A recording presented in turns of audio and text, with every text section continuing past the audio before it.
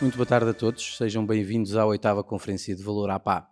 O meu nome é Eduardo Castela, sou membro da direção da Associação Portuguesa de Administradores Hospitalares e é com muito gosto que apresento esta sessão de hoje dedicada às Health Innovations. Teremos a apresentação de 4 prémios no âmbito da saúde. Relembro também que todos os participantes da Conferência Valor APA, estejam a visionar-nos pela plataforma ou pelo Facebook, podem endereçar as suas questões no chat do Facebook ou no chat da conferência para o efeito. Relembro também que a oitava Conferência de Valor à Paz está no seu quinto e último dia, mas teremos ainda hoje várias iniciativas de enorme relevo e de excelência. Teremos o anúncio do vencedor do prémio Corliano Ferreira, será o prémio atribuído ao melhor aluno de administração hospitalar no ano transato.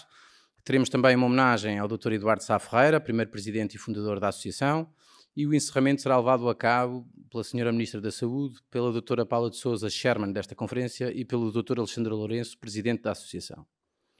Relativamente à sessão de agora, temos a apresentação de 4 PMEs, cada uma fará um pitch e uma apresentação da sua PME, mas esta iniciativa, devo relembrar, é feita com a colaboração de Lab to Market, um parceiro, um acelerador de empresas, parceiro da associação, que tem colaborado connosco e nos tem dado a conhecer a associação, várias PMEs, e temos tido o gosto de partilhar com os nossos associados através da nossa newsletter, em forma APA, que sai semanalmente, e mensalmente partilhamos uma experiência e projetos destas PMEs. Sem mais demoras, eu passaria à apresentação do primeiro pitch, que é o pitch da Uphill, e temos connosco Eduardo Rodrigues. Eduardo Rodrigues é CEO da Uphill. A Uphill desenvolve software de análise da qualidade de treino avançado para os hospitais, baseado na evidência e promovendo e adotando boas práticas nacionais e internacionais. Passo desde já a palavra, Eduardo.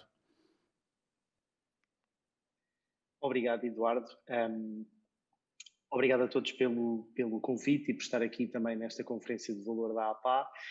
Hoje vamos falar um pouco sobre o caminho para o valor da inteligência coletiva na decisão clínica. E se pensarmos bem, no princípio, a grande chamada para a medicina baseada no valor traz sempre o discurso dos resultados e dos outcomes. Aquilo que eu gostava de explicar em termos de visão da Uphill é que os resultados não vão resolver a necessidade da transferência da medicina para uma medicina baseada no valor. Porque muitas vezes estamos a medir os resultados, mas não sabemos que decisões levaram a bons resultados. E quando olhamos num horizonte temporal maior, vemos que os resultados vão oscilar se o processo de decisão clínica não for estruturado. E, portanto, nós podemos ter anos onde temos muito bons resultados em saúde, anos onde temos resultados neutros, e este valor vai oscilar aleatoriamente ao longo dos próximos anos, desde que começamos a medir os resultados em saúde. E porque, na base, está um problema, o problema da decisão em saúde. A decisão em saúde é altamente variável e difícil de harmonizar.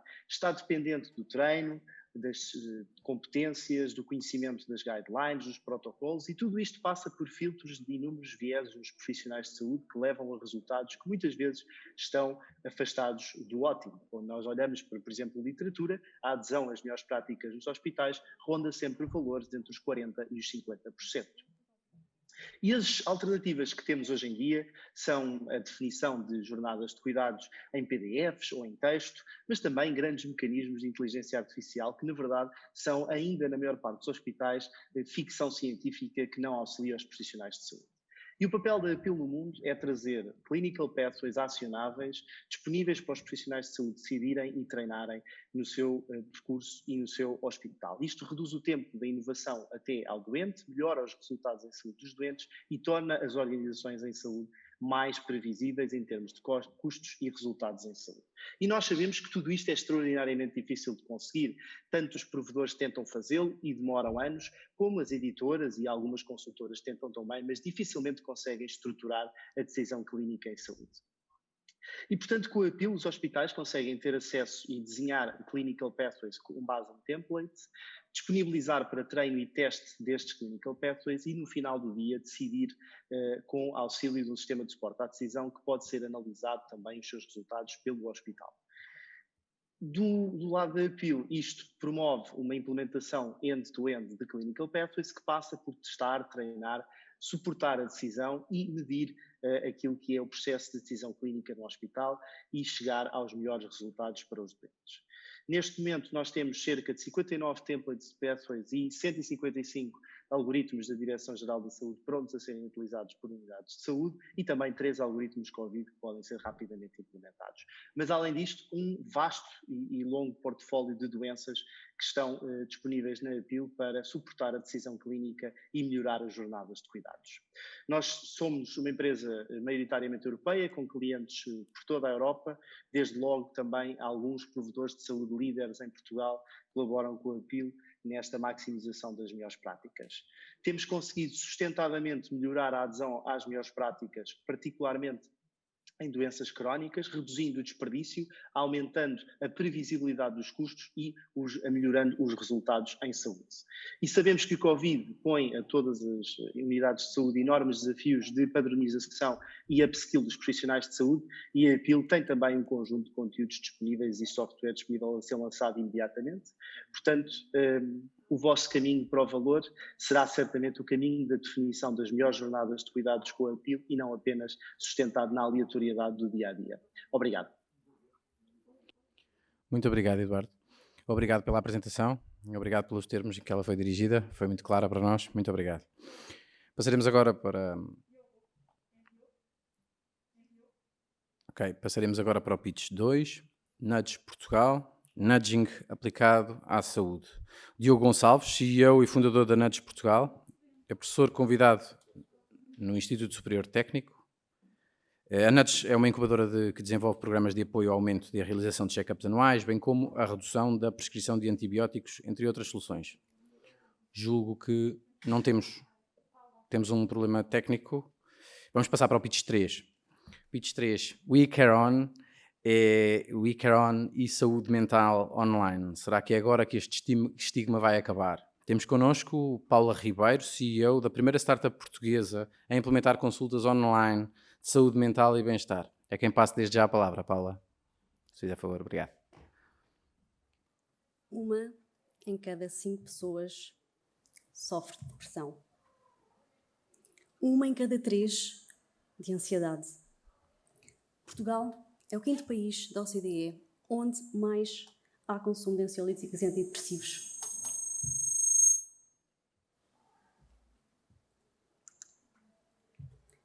Mas não falamos, escondemos, ignoramos, mas sentimos. Sentimos vergonha e muitas vezes não procuramos ajuda. Não procuramos ajuda porque dizemos que não temos tempo ou não temos dinheiro. Isto entristece-me.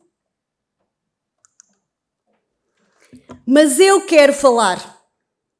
E quero falar de saúde mental. E foi por isso que eu decidi criar a We Care On, para democratizar e desmistificar este tema para qualquer pessoa. Em 2015, criei a We Care On precisamente porque o online ainda não era muito falado em Portugal e as teleconsultas não eram faladas ainda em Portugal, mas claramente que havia muito bons resultados nos Estados Unidos e noutros outros países. Então, criei uma equipa com psicólogos, psiquiatras e coaches e profissionais da área da saúde e do bem-estar para, efetivamente, chegarmos a todas as pessoas.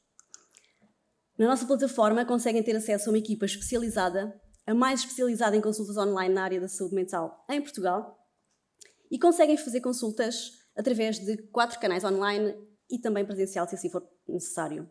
Então, vídeo, voz, chat ou e-mail.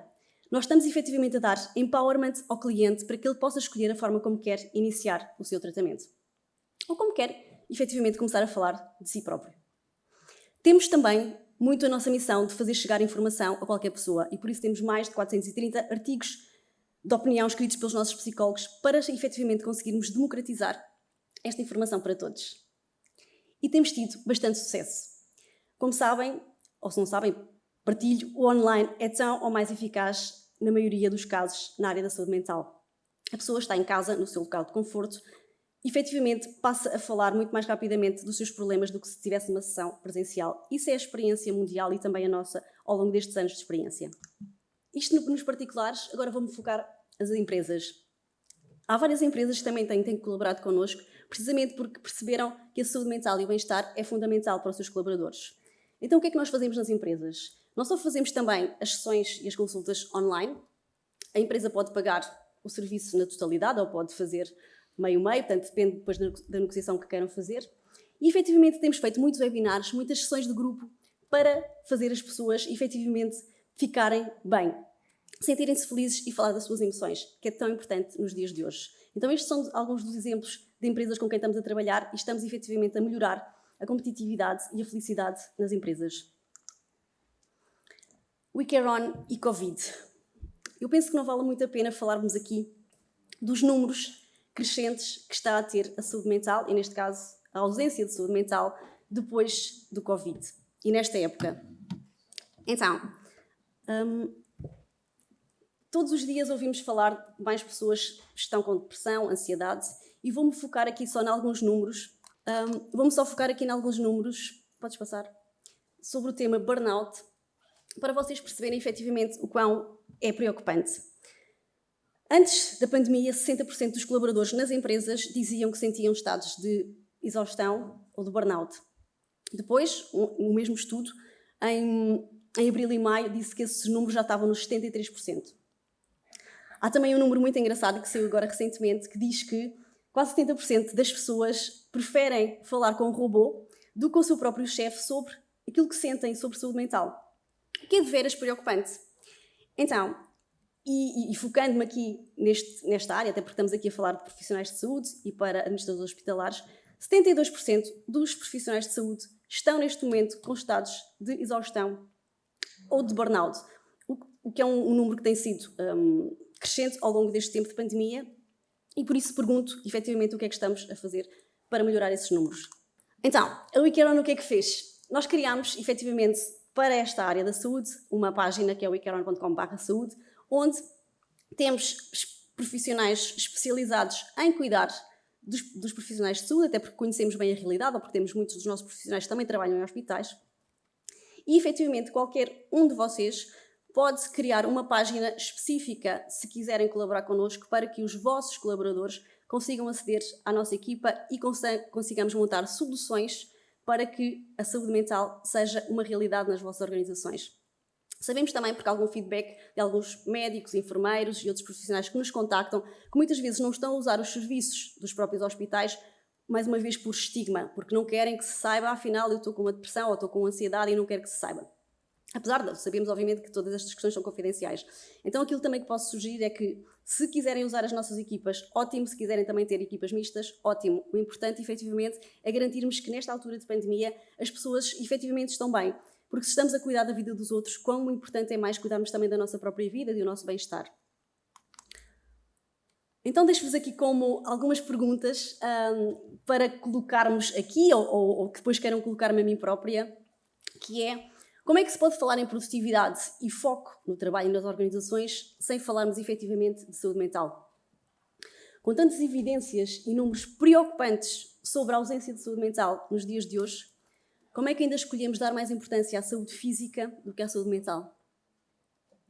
E também fico espantada como é que nós distinguimos ou diferenciamos saúde mental e saúde física. Na realidade, eu e Paula sou uma só persona, certo? Tenho ainda mais uma pergunta, que é para cada um de nós fazer, porque na realidade a saúde mental começa com cada um de nós. O que é que eu faço diariamente para cuidar da minha saúde mental? O que é que cada um de vocês, como administradores e gestores na área hospitalar, fazem para cuidar da saúde mental dos vossos colaboradores e também das pessoas que vos rodeiam? Como é que nós estamos e como é que cada um de nós está a criar uma cultura empresarial que permita que cada um de nós possa partilhar com o seu chefe, efetivamente, como é que se sente, sem julgamentos e sem estigma? Então, volto à pergunta original: será que é agora, com tantos casos, com tanta evolução da ausência de saúde mental, que nós vamos parar com este estigma, que vamos olhar para a saúde mental como um bem fundamental para a nossa saúde como um todo? E ainda, qual é que é o papel que cada um de nós quer ter para tornar a saúde mental acessível a todos, tal como a WeCare On está a fazer. Eu estou disponível para falar sobre estes temas com qualquer um de vós, porque sei que qualquer um de nós pode efetivamente fazer esta mudança. Começa na educação que nós damos aos outros quando achamos ou quando queremos efetivamente mostrar que não há mal em estarmos vulneráveis. Todas as pessoas na vida têm desafios. Todos nós. Eu gostaria que alguém me dissesse quem na vida nunca teve um desafio, porque senão eu gostaria de ir lá beber dessa informação. Porque na realidade todos nós temos desafios e a vida não seria a mesma se não tivéssemos desafios. E é precisamente por isso que os profissionais de saúde mental estão cá, para nos ajudar a experienciar e a viver e aceitar esses desafios de uma forma mais saudável. E deixo-vos por fim com uma imagem e com uma frase, porque na realidade nós vivemos connosco próprios e a única pessoa que estará connosco próprios toda a vida somos nós. Então, convido-vos a cuidarmos efetivamente de nós e a amarmos-nos como pessoas e claramente estaremos mais saudáveis e a nossa saúde mental estará top. Contem com o WeCare On para transformarmos a vida e a saúde mental dos vossos colaboradores e de todos nós. Até já. Muito obrigado, Paula. Muito obrigado pela sua apresentação. Muito obrigado também pelos alertas que nos deixou. Eu ontem ouvi aqui o termo de pandemia silenciosa e, de facto, é isso que vivemos também. Paralelamente com esta pandemia, vivemos uma pandemia silenciosa. Os alertas que nos deixou são muito importantes e, de facto, acho que vão enriquecer aqui o debate. Debate esse que permite que todos os participantes desta conferência estejam a aceder por via do site da conferência, estejam a visionar-nos pelo Facebook, possam colocar as suas questões para enriquecermos aqui o nosso debate. Sem mais demora, passo para o próximo pitch. O próximo pitch é da Swarth Health. André Santos, fundador e vice-presidente da Swarth Health. A Swarth Health é a primeira solução de telereabilitação focada nas áreas musculoesqueléticas e na reabilitação respiratória. E tem aliado a inteligência artificial e as equipas clínicas. André? Obrigado, Eduardo. Queria agradecer desde mais o convite que nos foi interessado pela APA e também pela Lab to Market, através do David. E, portanto, nós trabalhamos em telereabilitação. Portanto, o que nós fazemos, nós somos pioneiros na área da telereabilitação e, portanto, queria-vos falar aqui um bocadinho hoje sobre a telereabilitação, que é uma realidade que, na prática, já chegou ao SNS. Só para vos dar um bocadinho de contexto, a telereabilitação não é uma realidade, apesar de se possa pensar de hoje, ou porque está a surgir o Covid, já é uma realidade há mais de 5 anos e nós criamos esse conceito. Portanto, nós fundamos a empresa em 2015, trabalhamos atualmente em 3 continentes, sendo a América do Norte, onde até nós temos a sede da empresa, em Nova Iorque. 1,4 milhões de pessoas podem aceder aos nossos cuidados terapêuticos através de telereabilitação e, recentemente, a situação do Covid veio-nos trazer também um crescimento de 5 vezes o número de doentes que estamos a tratar. Portanto, nós temos atuado maioritariamente fora de Portugal, mas em Portugal nós trabalhamos com as maiores seguradoras, a Fidelidade, a Tranquilidade, a Allianz, e também já trabalhamos com o Sistema Nacional de Saúde, que é um estudo de caso que eu vos vou trazer aqui hoje, só para dar um bocadinho de noção do que é que estamos a fazer. Portanto, qual é que é o problema e qual é que é a urgência de implementar uma estratégia de telereabilitação? Basicamente, com o Covid, 95% das pessoas viram as suas sessões de fisioterapia canceladas. Portanto, a maioria das pessoas foi afetada pelo Covid diretamente na sua fisioterapia e o problema é que, como nós estamos a ver agora na segunda vaga, não é algo que vai embora amanhã, não é? Infelizmente. Portanto, vamos estar nesta situação em que as sessões presenciais de fisioterapia e a sua segurança são um problema durante os próximos 9 meses. E, portanto, o que a Swarth faz é a telereabilitação. Portanto, a Swarth criou a telereabilitação aliando uma equipa de fisioterapeutas. Em Portugal nós temos mais de 40 fisioterapeutas, só para vos dar um conceito da nossa operação em Portugal, e aliado com um dispositivo médico que foi desenvolvido por nós, que é um dispositivo médico certificado nos Estados Unidos, Europa e Austrália. E, portanto, permitindo, através da tecnologia aliada aos fisioterapeutas, que as pessoas consigam fazer fisioterapia no conforto das suas casas e, hoje em dia, na segurança das suas casas. Deixem-nos dar um bocadinho um vídeo, porque dá-vos um conceito exatamente da nossa solução. O Swarth Phoenix é uma tecnologia inovadora que torna possível a reabilitação em casa. Tudo começa com a visita do fisioterapeuta. Nesta visita, o terapeuta avalia de forma detalhada as necessidades de reabilitação do paciente e prescreve um programa adaptado ao seu caso específico. Depois desta avaliação, o paciente pode iniciar de imediato as suas sessões. Ainda tenho 3 sessões para hoje.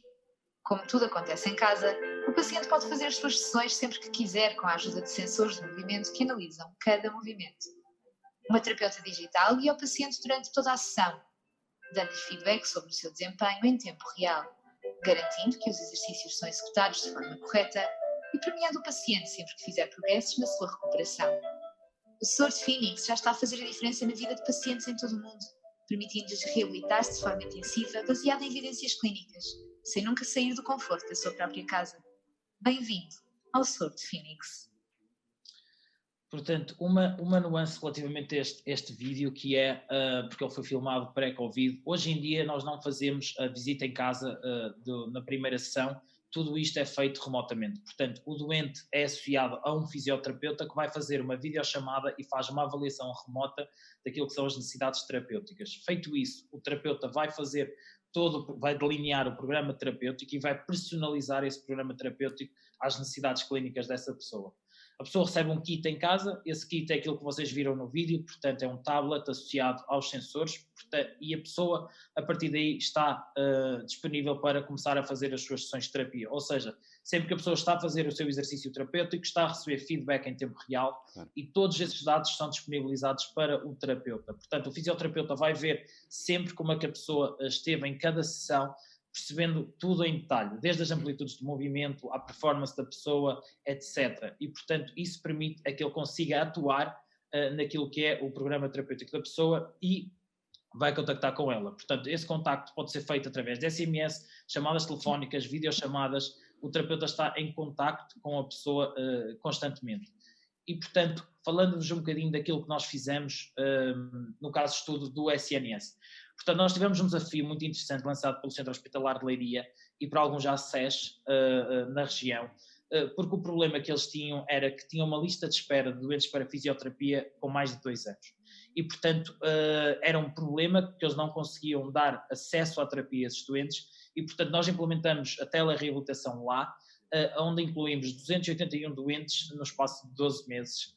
E há aqui uma nuance importante. Muitas vezes as pessoas pensam estas inovações, e no caso aquilo que nós fazemos, é apenas para pessoas jovens. Não é.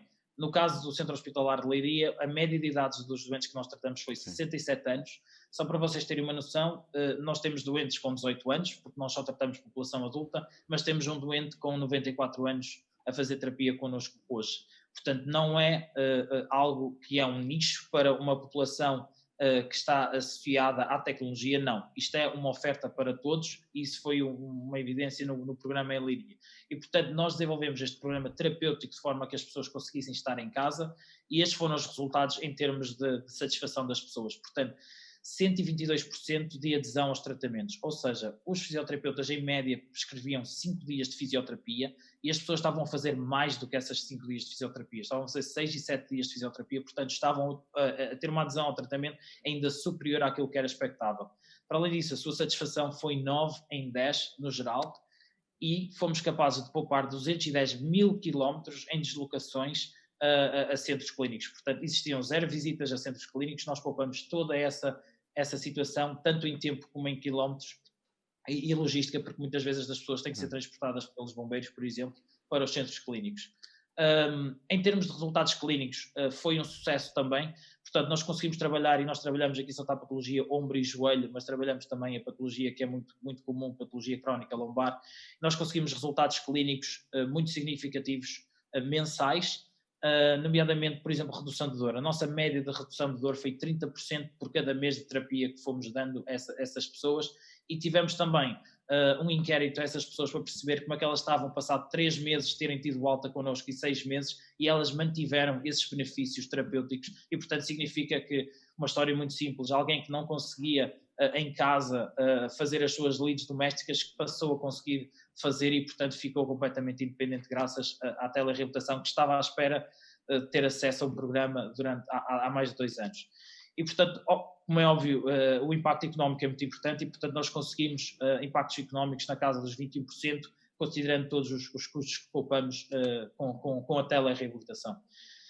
fomos reconhecidos e foi muito interessante, tanto saímos do telejornal assim como o Prémio Nós Inovação, e pronto, aí muito temos a agradecer ao Centro Hospitalar de Leiria e à engenheira Alexandra e à doutora Mafalda da MFR, e portanto tem sido muito interessante. Portanto, era isto que eu queria vos partilhar convosco hoje e estou disponível para perguntas. Força, obrigado. Muito obrigado, André. Obrigado pela partilha do estudo de caso, obrigado pela apresentação. É de facto muito gratificante perceber que as soluções inovadoras e estas startups conseguem trazer mobilidade dentro do sistema, aproximar os doentes dentro do sistema dos cuidados e das suas instituições. Saúde também a doutora Mafalda Bartolo, do Centro Hospitalar de Leiria, que já conheci o projeto, e pelo André envio o meu cumprimento. Passamos agora para o pitch da Nudge Portugal. Diogo Gonçalves é o CEO e fundador da Nudge Portugal, é professor convidado no ISCTE. A Nudge é uma incubadora que desenvolve programas de apoio ao aumento da realização de check-ups anuais, bem como a redução da prescrição de antibióticos. Bom dia. Bom dia a todos, obrigado pelo convite, obrigado ao David e à APA por me terem convidado para vir aqui apresentar o nosso projeto. Então, se vocês olharem para o rosto desta senhora, antes de perceberem que ela tem olhos azuis, vocês sentem que ela está zangada. E isso não é algo que vocês decidem fazer, é algo que vos acontece independente da vossa vontade. Vocês olham para esta multiplicação, nada acontece, a não ser que vocês decidam processá-la. E isso vai requerer atenção, esforço, vão existir mudanças fisiológicas, a pupila dos vossos olhos vai aumentar, o batimento cardíaco também. É um processo completamente diferente do anterior. Então o que nós sabemos hoje em dia, e é a razão pela qual a Nudge Portugal existe, é que o ser humano tem dois sistemas de julgamento e tomada de decisão. O sistema 1, que é rápido, automático e intuitivo, partilhamos com os outros mamíferos, e o sistema 2, que é lento, lógico, sequencial, que é exclusivo dos seres humanos. E o que nós sabemos também é que grande parte das nossas das microdecisões que tomamos diariamente, estamos sempre a tomar decisões, são tomadas por este sistema rápido que partilhamos com os outros mamíferos. Ou seja, só 5% das decisões, está estimado que só 5% das decisões que tomamos diariamente são feitas de uma forma lógica e racional.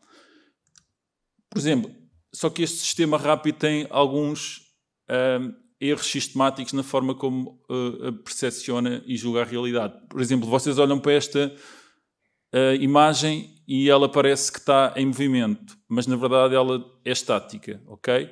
Esta imagem foi criada por um neurocientista e através da saturação de forma e de cor cria a ilusão visual de movimento, mas na verdade ela está parada.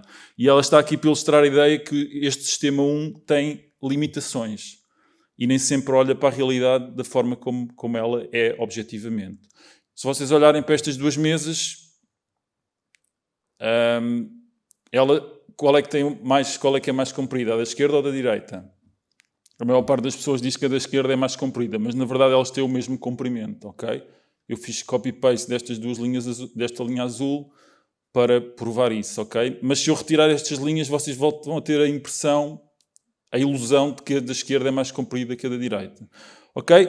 E então, nas últimas 3 décadas, psicólogos cognitivos e economistas comportamentais têm mapeado estas ilusões que influenciam a nossa tomada de decisão a todos os níveis. E isso originou a criação deste conceito, que é o conceito de Nudge, pelo professor Richard Taylor, da Universidade de Chicago, Prémio Nobel da Economia em 2017. Mas o que é isto, exatamente? Imaginem que vocês são administradores de um hospital e apercebem-se que estão a gastar demasiado dinheiro em produtos de limpeza na casa de banho dos homens. Os homens vão à casa de banho, não usam a casa de banho como devem devidamente, não é? E sujam a casa de banho e depois vocês gastam dinheiro em produtos de limpeza, em mão de obra, não é? Em pessoas para limpar a casa de banho. Então, se vocês pensarem como um gestor clássico, não é? A economia da empresa, o que é que poderiam fazer? Poderiam, sei lá, pensando como um economista clássico, privatizar a casa de banho, cobrar para as pessoas irem à casa de banho para desincentivar o seu uso, ou então podiam atuar numa outra dimensão, criar regras de utilização da casa de banho, ou dar mais informação às pessoas acerca da forma como devem utilizar a casa de banho, ou então podiam fazer uma coisa muito mais simples, que é colocar O autocolante de uma mosca junto ao ralo, no urinol, na casa de banho dos homens, diminui em 80% a quantidade de urina colocada fora do urinol e permite poupar significativamente em custos de limpeza, ok? E isto foi feito pela primeira vez no aeroporto de Schiphol, em Amsterdão, e desde aí está um pouco por todo o mundo, e é a bandeira, a ilustração. Se o Nudge tivesse uma imagem, uma ilustração era esta. Uma pequena alteração no contexto, tomada a decisão, que influencia a decisão das pessoas de uma forma automática e previsível, quase sem elas se aperceberem. Ok? Pronto, e o Nudge o que faz é isto. São pequenas intervenções no contexto que permitem influenciar o comportamento dos cidadãos, ok? Então aparece aqui como uma terceira via, em termos, por exemplo, de políticas públicas, além dos impostos e da regulação, da criação de novas leis. O Nudge pode também ser um novo instrumento para resolver problemas sociais e económicos. Por exemplo, mais alguns exemplos para perceberem bem este conceito.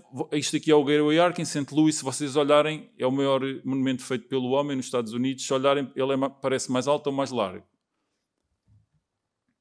A maior parte das pessoas dizem que ele parece mais alto, okay? Mas na verdade tem o mesmo comprimento. Novamente, uma ilusão visual, a mesma distância colocada na vertical parece maior do que na horizontal, ok?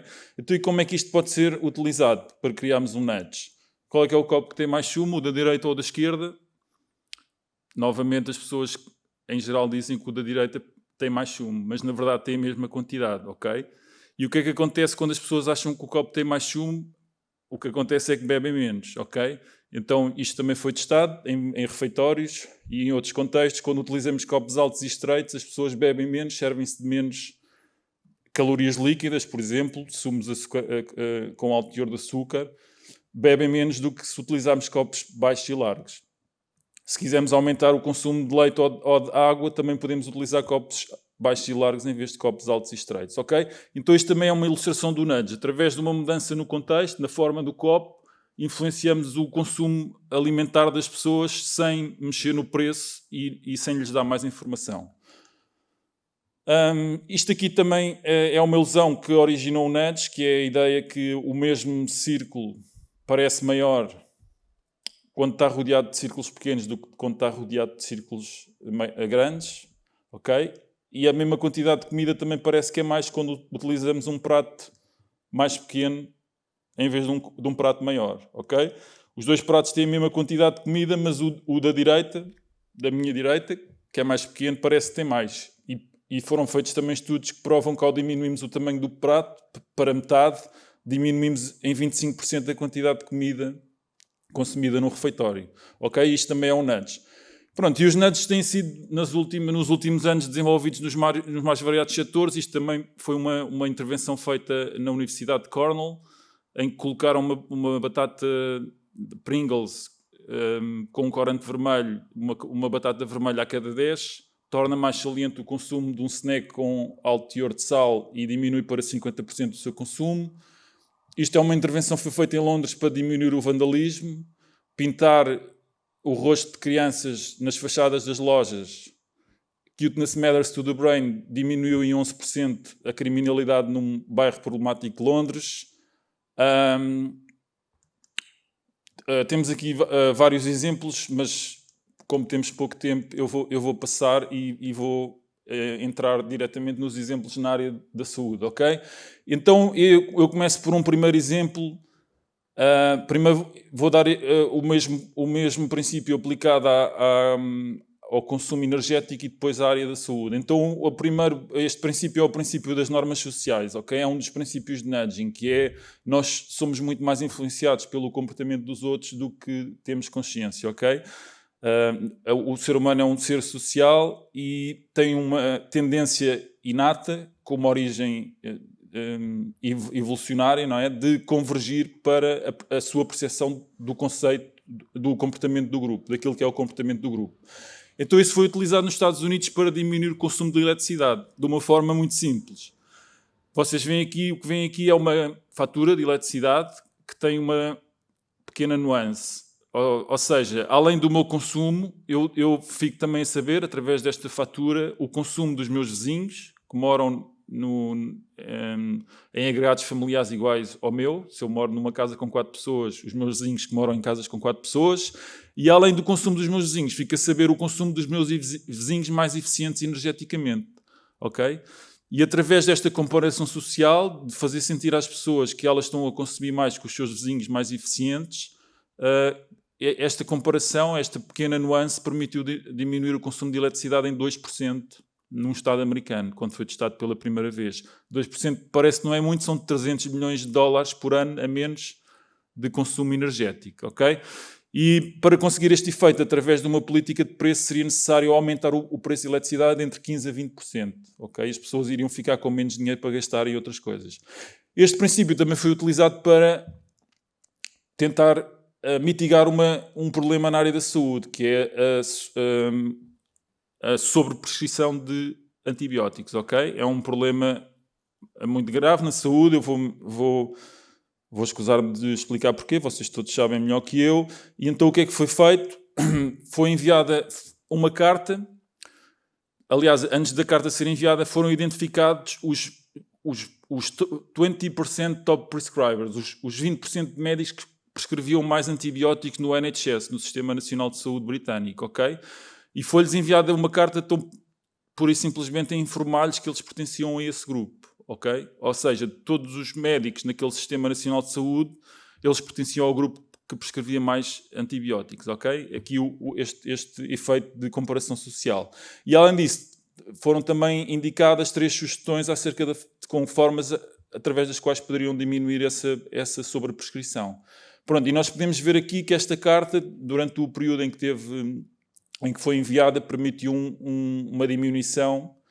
Vocês podem ver que os 2 grupos de controle e o que recebia a carta partiram do mesmo nível de prescrição e que houve uma diminuição do grupo que recebia a carta, a vermelho, pequena, 3,4%, mas constante e significativa ao longo do tempo, o que permitiu poupar e diminuir a prescrição de antibióticos.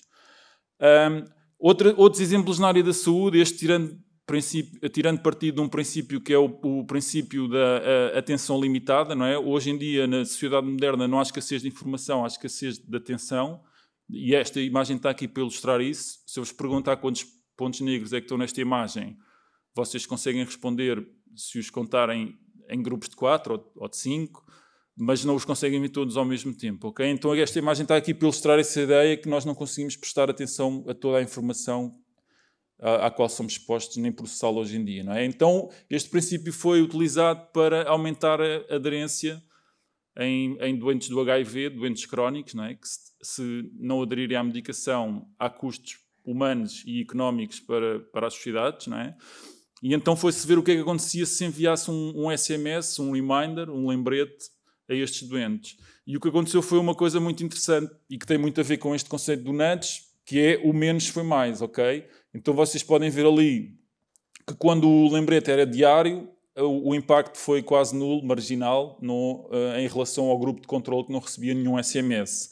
Quando o lembrete passou a ser apenas semanal, esse impacto existiu, ok? Conseguiu-se aumentar a aderência à medicação por parte destes doentes. Então aqui um nudge pode ser apenas isso, nós reconhecermos que a atenção humana é limitada e criarmos sistemas que têm em consideração esse princípio. Aqui uma intervenção muito interessante nos hospitais da Universidade da Pensilvânia. Vocês olham para aqui, isto é um efeito muito estudado na psicologia social, o efeito de primazia, não é? Temos aqui 6 adjetivos para descrever alguém. E o que acontece é que quando 2 adjetivos são positivos e 4 são negativos. E o que acontece é que quando os adjetivos positivos vêm no início, a formação de impressão é mais positiva do que quando os adjetivos positivos vêm no fim.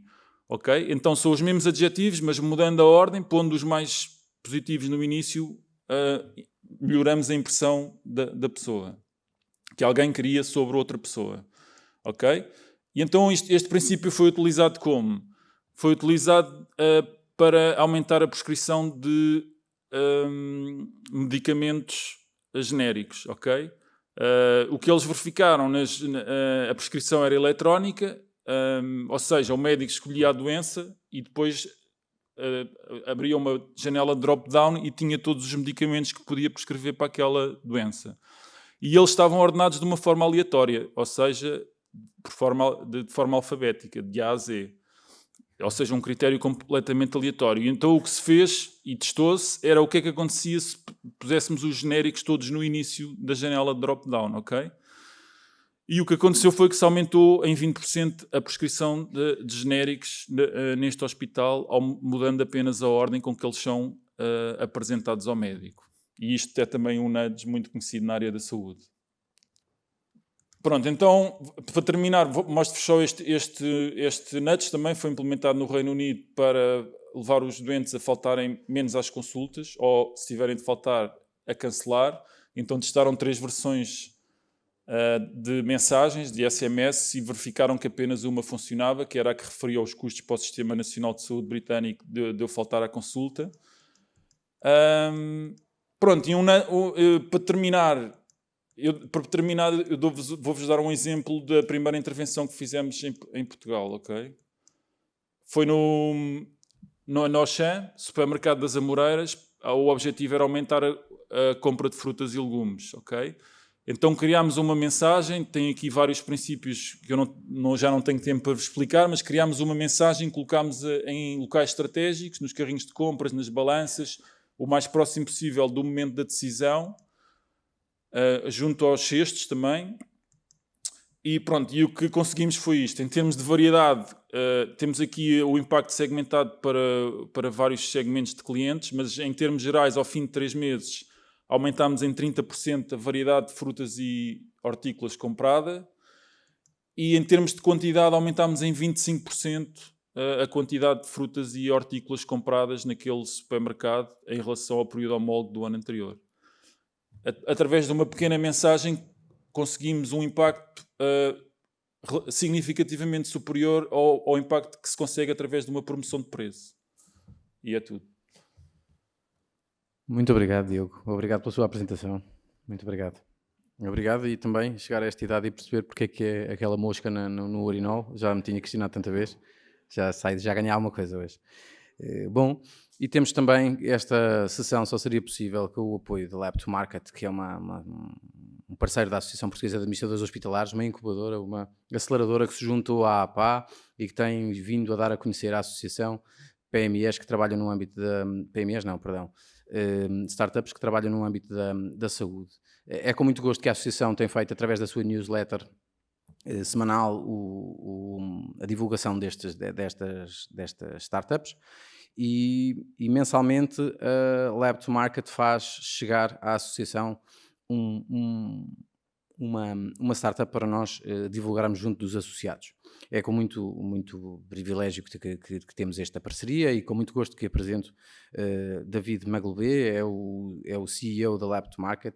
É esta startup que vos apresentei, mas seguramente o David estará mais apto para nos apresentar a empresa. David. Obrigado. Posso? Ok, ótimo. Boa tarde a todos. Obrigado, Eduardo, pela apresentação. Agradeço também à APA o convite para estar aqui, e realmente esta parceria tem sido muito frutuosa. Antes de mais, vou só explicar um bocado o que é a Lab to Market. No fundo, a Lab to Market é o meu one-stop shop para promover a inovação na área da saúde. Acima de tudo, surgiu para apoiar investigadores e startups na área da saúde a lançarem os seus produtos e serviços ao mercado. Isto porquê? Porque nós demos conta que temos uma excelente capacidade e qualidade na investigação em Portugal, e não só, mas muitas vezes esse conhecimento não se transforma em inovação. E, na minha opinião pessoal, a inovação trata-se de registro de patentes, eventualmente, e realmente lançar produtos inovadores tecnológicos para o mercado. E, nesse sentido, então, a Lab to Market surge para dar apoio, desde um ponto de vista da propriedade intelectual, da transferência de tecnologia, da própria estratégia e do posicionamento dos produtos e das empresas no mercado, para perceber como é que se vão posicionar no mercado, o chamado go-to-market, em que mercados atuar e como, e também uma parte de business development, de parcerias estratégicas e de internacionalização das startups e dos projetos, para além também de acesso e financiamento. Isto tudo deve-se ao facto de, no meu caso em concreto, ter mais de 15 anos de experiência na área da saúde, tendo passado por biotech, pharma, medical devices, em vários países europeus, trabalhando em cargos de estratégia, business development e de marketing. E então surgiu esta oportunidade, no fundo, como consultor de estratégia e inovação, de dar apoio e de alavancar então ideias brilhantes que nós temos em Portugal e de fazer com que eles realmente cheguem ao mercado e que tenham sucesso. Esta parceria realmente com a APA, que tem sido muito interessante, e agradeço a abertura da parte da APA, de realmente querer conhecer o que de último se tem feito a nível de inovação em Portugal. As startups têm tido sucesso, as startups podem realmente trazer aqui um lado mais eficiente, mais tecnológico, mais digital para o Sistema Nacional de Saúde. Isto tem sido feito não só por exemplo, o facto de estarmos aqui hoje nesta sessão, no Congresso da APA, mas também todos os meses, como o Eduardo referia há bocado, uma rúbrica na newsletter da APA com uma startup, que é a startup do mês, que nós próprios referenciamos.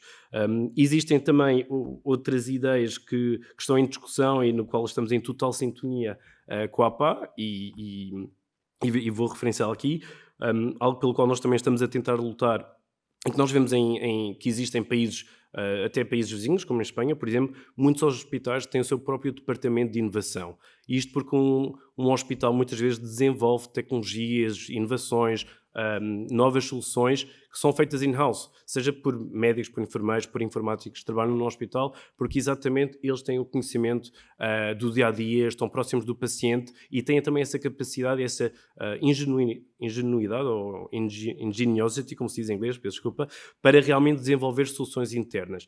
E acho que realmente, e acho que muitas pessoas também concordam, que existe falta de existir um departamento de inovação nos hospitais que possam não só estruturar um bocado mais essas inovações e quem sabe até comercializá-las ou partilhá-las com outros hospitais, outros parceiros, também gerir pilotos e provas de conceito e, por último, também, não menos importante, até gerir ensaios clínicos, clinical trials. Todas estas vertentes até podem ser novas fontes de receita para hospitais. Por isso, para nós é um privilégio estar aqui, sermos parceiros da APA e de, entre aspas, caminharmos em conjunto para que os nossos hospitais e o nosso Sistema Nacional de Saúde seja ainda mais inovador. Muito obrigado. Obrigado, David. É para nós também um gosto termos um parceiro com esta excelência e com esta natureza e é de facto muito importante podermos divulgar junto das instituições e dos membros da Associação todas estas iniciativas. Como prometido, temos o debate que nos foi chegado através das perguntas que nos foram endereçadas pela plataforma da conferência e pelo Facebook. Surgiram aqui algumas perguntas. A primeira é dirigida à Sword Health. Não sei se o André ainda está connosco, julgo que sim. André, pedi-lhe para ligar o seu micro. Sim. A pergunta que nos foi dirigida era quais as barreiras que levam a que esta solução não esteja implementada em mais hospitais e locais do país. Certo. A principal barreira tem que ver com basicamente a forma de financiar. Portanto, não existe, no programa Quadro, não existe um código que financie telereabilitação. Portanto, esse é um trabalho que estamos a fazer junto do Centro Nacional de Telesaúde e Telecontacto e com a CSS.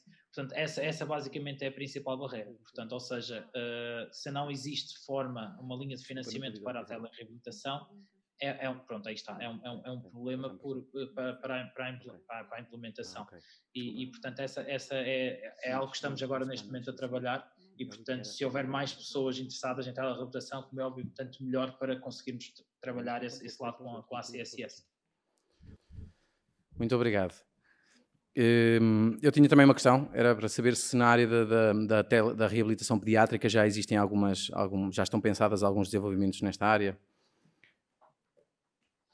Nós neste momento ainda não, portanto, nós focamos na área de musculoesquelética, ainda não expandimos para a área pediátrica, é algo que estará no nosso horizonte, mas que ainda não fazemos atualmente. Mas sim, mas estará no nosso horizonte entrar na área pediátrica também. Muito bem, muito obrigado. Temos mais duas questões dirigidas à Nudge Portugal.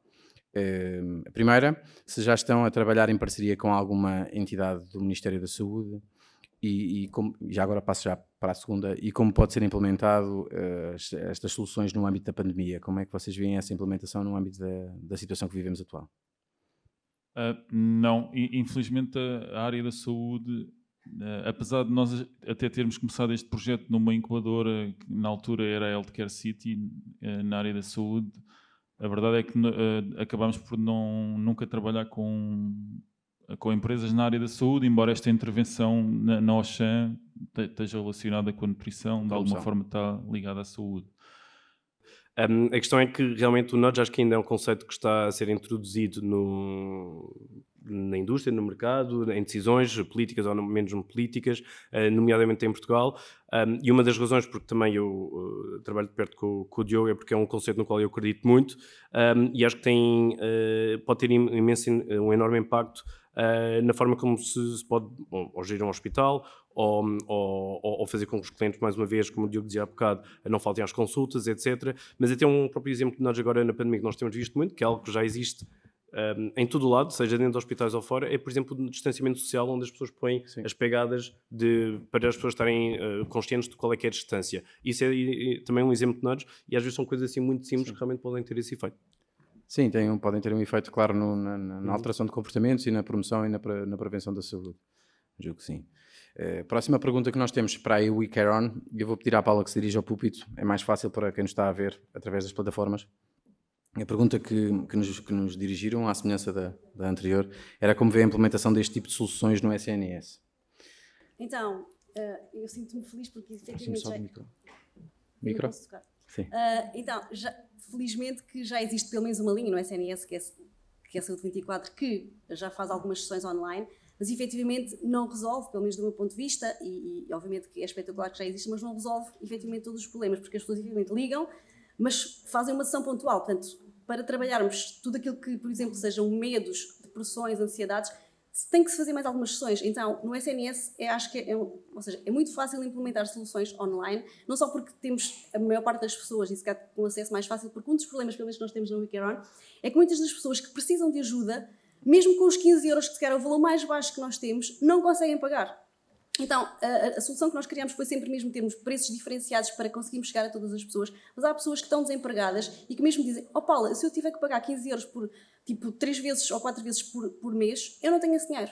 Então, acho que o SNS seria espetacularmente, seria uma forma muito fácil de implementar uma solução como o We Care On, porque permite que cada pessoa escolha efetivamente como quer aceder. Nós temos uma lista, ou seja, sabemos que há imensos psicólogos no país e nós próprios temos uma lista grande de psicólogos que já estão formados, porque, acima de tudo, é muito importante a questão do setting terapêutico.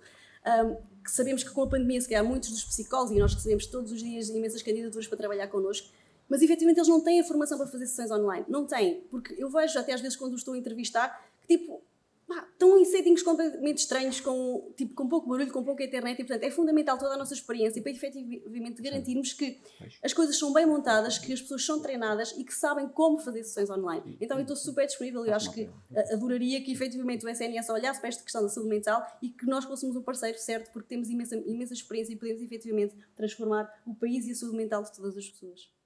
Muito obrigado, Paula. Eu tenho também uma curiosidade, aproveito para fazer a pergunta. Ou seja, que passos é que acha que são necessários dar para termos para massificarmos estas soluções dentro do SNS? Todos nós sabemos que estas soluções têm mais valias para o acesso, para melhorar o acesso, para levar os hospitais dentro das comunidades e para melhorar também uma forma de incrementar, ou seja, de melhorar o absentismo aos tratamentos, etc. E, portanto, que passos é que faltam dar, que passos é que, no seu entender, são os mais importantes e de que forma é que estas aplicações podem se massificar? Muito obrigado. Então, eu acho que um passo fundamental é efetivamente as pessoas acreditarem e darem atenção, porque efetivamente se pensarmos no orçamento de Estado e mais mesmo no orçamento da saúde, que parte é que está associada à saúde mental, é uma parte muito reduzida comparando com outras. E efetivamente eu acho que é uma questão de mentalidade e educação que cada um de nós tem que fazer para conseguirmos efetivamente democratizar, porque se nós alocarmos efetivamente o budget certo ao sítio certo, acho que com a vontade que existe, pelo menos a minha, é imensa. Portanto, com a vontade que as pessoas possam ter, efetivamente nós conseguimos fazer, porque educar é tão simples quanto, efetivamente, até com estas soluções da nudge, ou seja, queremos efetivamente mudar comportamentos, porque acho que muito do que se passa aqui é mudança de comportamentos. É mudança, efetivamente, de nós pensarmos como é que sem saúde mental, ou aliás, como é que a saúde mental pode efetivamente alavancar o nosso comportamento, alavancar os nossos comportamentos, alavancar a nossa produtividade E isso tudo isso, e para que o SNS efetivamente comece a implementar estas soluções, porque são coisas muito simples de fazer, muito simples, acho que basta acima de tudo vontade das pessoas, porque a plataforma ou o know-how existe e uma WeCareOn claramente poderia ajudar nessa alavancagem. Agora precisa efetivamente é que hajam pessoas que queiram efetivamente fazer isso, porque eu acho que o fazer, ou seja, já estou a fazer isto desde 2014, portanto, obviamente que há sempre uma série de pormenores a fazer, mas eu acho que com a equipa certa e com as plataformas, hoje em dia a tecnologia não é um problema. Acho que acima de tudo é as vontades de fazer a coisa acontecer. Muito obrigado, Paula. Agradeço a todos os presentes. Nossa sessão chegou ao fim. Agradeço em especial, o agradecimento especial à Lab to Market de estar aqui connosco, de ser parceira da associação uma vez mais. É de facto um privilégio para nós. Relembro a todos que estamos a decorrer a 8ª Conferência de Valor APA, termina hoje, e hoje teremos um dia de excelência, mais um dia de excelência, com a atribuição do vencedor do Prémio Corliano Ferreira para o melhor aluno de Administração Hospitalar do ano transato, uma sentida homenagem ao Dr. Eduardo Sá Ferreira, primeiro presidente da associação e fundador da associação, e por último o encerramento da sessão, que será levado a cabo pela nossa chairman da conferência, a doutora Paula de Sousa, terá a participação do Dr. Alexandre Lourenço e a presença da senhora Ministra da Saúde, professora Marta Temido. Conto com a vossa presença até o final do dia. Muito obrigado a todos os presentes. Até uma próxima. Com licença.